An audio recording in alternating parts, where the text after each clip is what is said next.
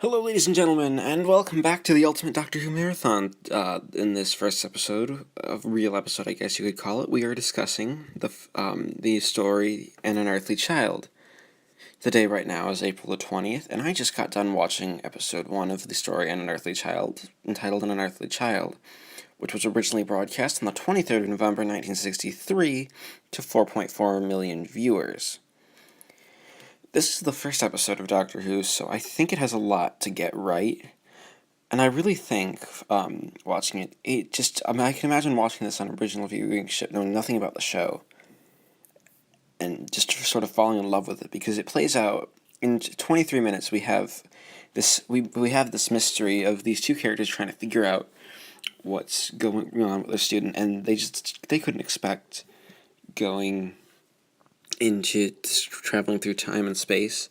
And the opening scene of just Ian and Barbara talking with each other about Susan, it feels very real. It feels like two colleagues just having a discussion, which is a nice place to start their relationship. It also has an interesting dynamic because you have two teachers with the relationship with Susan, which I've always found an interesting dynamic.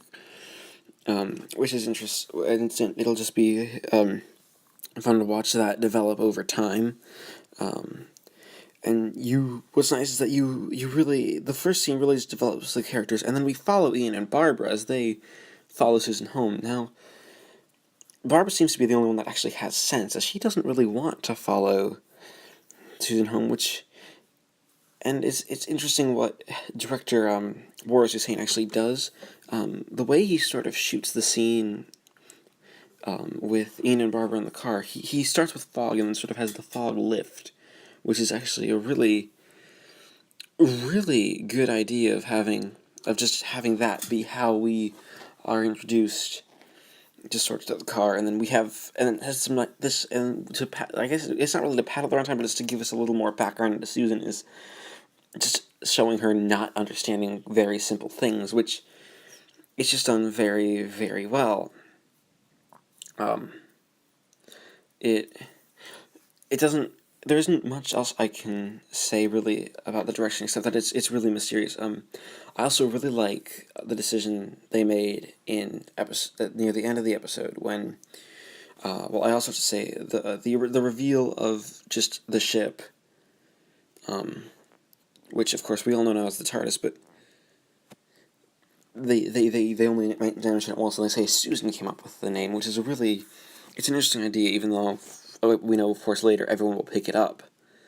And then you have just this reveal where you have Barbara rush in, and then quick cut inside the ship, and you have Barbara's face. And then we pan. There's this beautiful panning shot where we pan we see, okay, it's weird. It's bigger on the inside, weird walls, and there's just the control panel itself has this lovely alien quality but it also sort of that really feels lived in. That said, I also have to compliment the fact that it's really just the four main actors.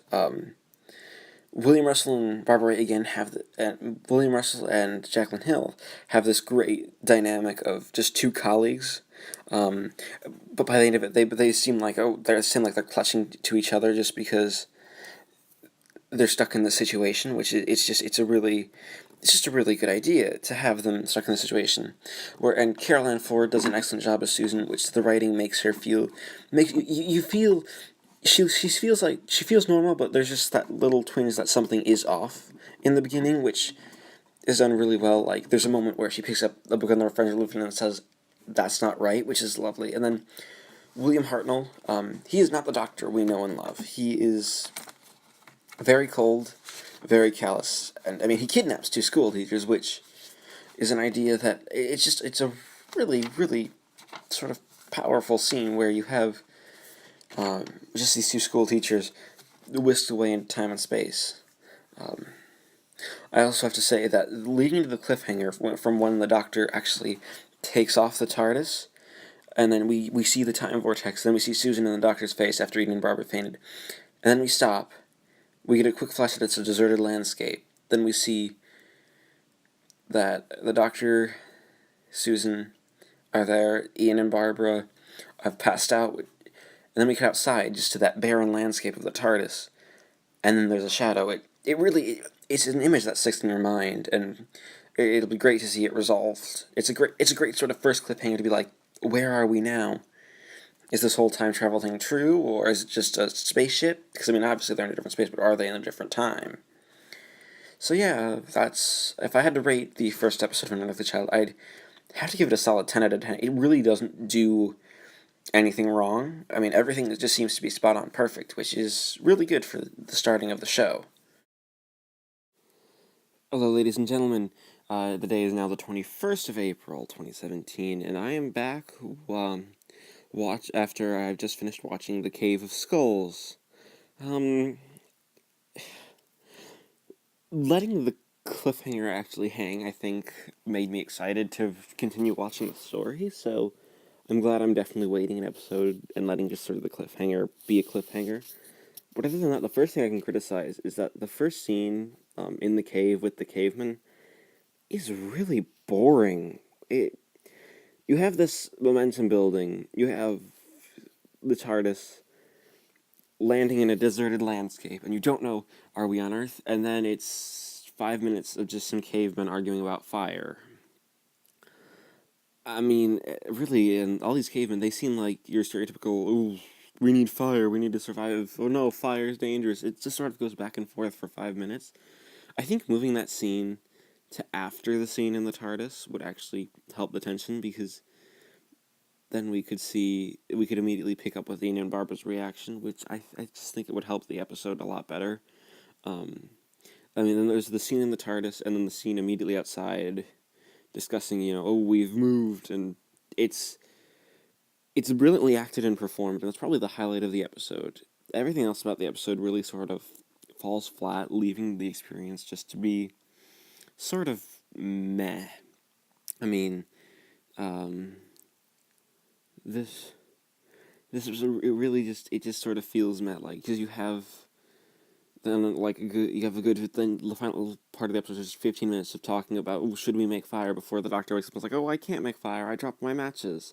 Also, the doctor smokes, which in a comedically large pipe, which I almost chuckled at, just because it's this, I don't think anyone actually smoked a pipe that big. It's something that it really struck me as extremely funny overall. And then you have the old one who's like, oh, don't make... But you have this going back and forth about, oh, should we make fire? We shouldn't make fire. I don't know how to make fire. I mean, you could have done a lot more with the time given in the episode, just to, I don't know, to develop these characters, other than making them these one-note things. And of course you have, and I mean, it's also very of the time, with references made to be like, oh, I won't let a woman... the woman is like just this weird arranged marriage element, which almost makes the caveman a bit too advanced, because I don't think they really would have had marriages in 100,000 BC.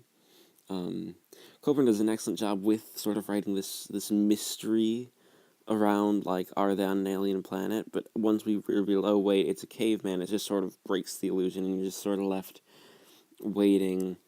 So... and then the cliffhanger, I think I have to criticize the cliffhanger here. It's a shot of skulls, and William Russell, he doesn't really sell the line, they've had their heads bashed in. I mean, it's almost underacted to a point of being kind of dull.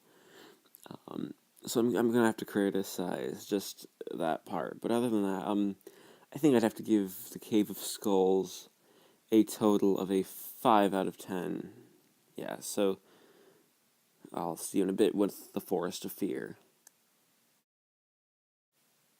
Alright, ladies and gentlemen, it is now April the 22nd, 2017, and I just got done watching The Forest of Fear, which is probably most famous for a scene near the end where the doctor picks up a rock and it's about to bash in the head of an injured caveman. There's a reason this scene is famous. I think it's because... the original intention of the show, I don't think the Doctor is meant to be the protagonist. He isn't nice enough to be the protagonist. I mean, he's awful to his companions, and he doesn't seem like the Doctor that develops later. Hartnell is really good at playing this mean version of the character, and I really do enjoy watching it. But that's just one thing that I definitely noticed. It's that scene, and then the scene near the very, very beginning, where the Doctor, Ian, Barbara, and Susan are just trying to escape the cave of skulls, are probably the highlight, really just the best parts of the episode. They're the parts that really keep you engaged and keep you going. The acting from, of course, from the four leads is good, and there's obviously sort of a team building thing, growing. Um, the only problem that I seem to have is that a lot of outside of that, a lot of the episode seems to be padding. There's some decent atmosphere with it running through the forest. The direction, because it's supposed to take place at night, actually works much better to Waris Hussein's strengths here than it did in the Cave of Skulls. One thing I'm noticing, however, is that I really am enjoying watching these episodes one episode a day, just because I realize, I kind of want to see, even though for most of these, I already know what's going to happen. I just, I want to continue. I want to see more. I want to let the story continue. Yeah, I mean, this episode would probably I probably rate better than the Cave of Skulls, but if it weren't for just the massive amounts of padding, there's a lot of just sort of reaction shots to things, I guess you could say, which are really, really, really sort of boring just to watch. They don't really look very good, and I just don't enjoy them. Sort of looking at them as much. They just sort of pad out the runtime. There is a scene where Jaclyn Hill goes into extreme hysterics, and I mean it makes sense. I mean, Waris Hussein really plays up the fear factor by settling the camera on this head, like the severed head of a boar, which is genuinely kind of creepy. It's just there's just so much padding, but what really sort of brings the episode down. I mean, if it was just this padding, it would be awful. But the cliffhanger sort of brings the episode down completely. You have the Doctor and company making it to the TARDIS, and the entire tribe of cavemen is there. And it took them an entire episode to get to the TARDIS. The tribe of cavemen just woke up 5 seconds ago, so it just sort of crosses disbelief. It's extreme padding, and it just doesn't make any sense. They shouldn't be there. Because it took the four of them just running most of the way. The entire episode, but it took the caveman 5 seconds. It's silly. So I think I'll have to give this episode a 4 out of 10. And of course, I'll be stopping the recording there, and we'll be going on next time to the next episode, which is The FIREMAKER. Hello, ladies and gentlemen. It is now the 23rd of April, 2017, and I just got done watching The FIREMAKER, which is the concluding part of An Unearthly Child. As I was watching, I think what really stuck out in my mind is sort of this weird morbid sense around Susan. You have a point where they're stuck back in the Cave of Skulls, as essentially the last episode really was quite boring, and it didn't do much to allow for, any sort of character. The problem is, there's this point where Susan takes this torch with fire on it and puts a skull over it, and just sort of gleefully laughs, which I found kind of funny. Other than that, I think this conclusion to the story is probably the story's weakest element. It really just seems like, right, we've been at this caveman thing for 2 episodes, let's just try to get it over with.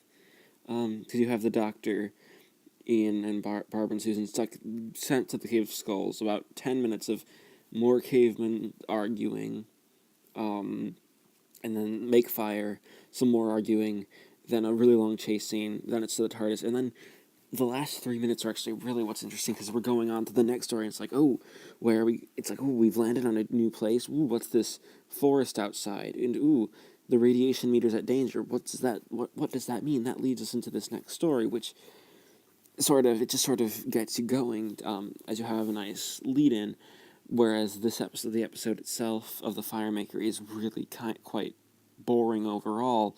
We just don't have much to go on for anything. There are definitely some negatives in the direction. I found that Waris Hussein almost did the picture too dark. I guess I know it's supposed to be at night, but it is just kind of too dark for... The picture is very, very dark for quite a lot of the episode, which I don't really like. And we have the first ever real fight in Doctor Who, and someone said that they had a fight arranger come in with the credits. And it's a really dull fight. I mean, and it almost seems like they realized, oh, we can't show too much, so let's just cut away to reaction shots, which are really, really boring to look at. I didn't enjoy looking at those reaction shots at all, in the slightest. And then the characterization of the Doctor, you feel, well, he does do things that are kind of like the Doctor that we'll know. He really doesn't. It really seems like he's just doing it just sort of to save his own skin. Like, oh, we'll make you fire if you let us go. Because, I mean, in the last one she even shows, he was ready to leave Ian and Barbara. In this one, it's like, okay, we gotta go. And then he's awful, and it's like, shush, I'll try to get you to your planet, but, I have no idea if I was able to, because I didn't know how to set the controls. He obviously doesn't know how to fly the TARDIS, which is nice. It sort of gives this feeling of uneasiness towards the whole thing, which I really quite like overall, for the Doctor to just sort of have that uneasiness. And that's a plus. And if I mean, Barbara doesn't have much to do, so she just sort of sits there and does nothing, which is okay, I guess, overall. But I think because this is most definitely the weakest episode of Doctor Who so far, and it just sort of seems to be teetering down in quality into just sort of mediocrity. And you have just these annoying characters. I mean, none of the cavemen are memorable. They're all one note. I mean, they all have the same, and they don't really have any sort of solid motivation, which I guess is the point. And I can sort of see what they're going for. It just isn't very interesting to watch. With you have the cavemen deciding, we're going to set you free. Now we're not going to set you free, so we have to have this because we need to pad out the runtime. I'm going to have to give the FIREMAKER a 3 out of 10. Now that is, of course, this was, of course, the final part of An Unearthly Child. So how I'm going to be doing the overall scoring is I'm going to find the average score. So for episode 1 I gave a 10, episode 2 I gave a 5, episode 3 I gave a 4, and now I'm giving episode 4 a 3. Averaged out gives An Unearthly Child an official scoring of 5.5 out of 10. Thanks for watching. Be sure to comment your opinions on this story, and leave a like and a comment, and I'll see you next time when we start when I do, of course, the second story, the Daleks.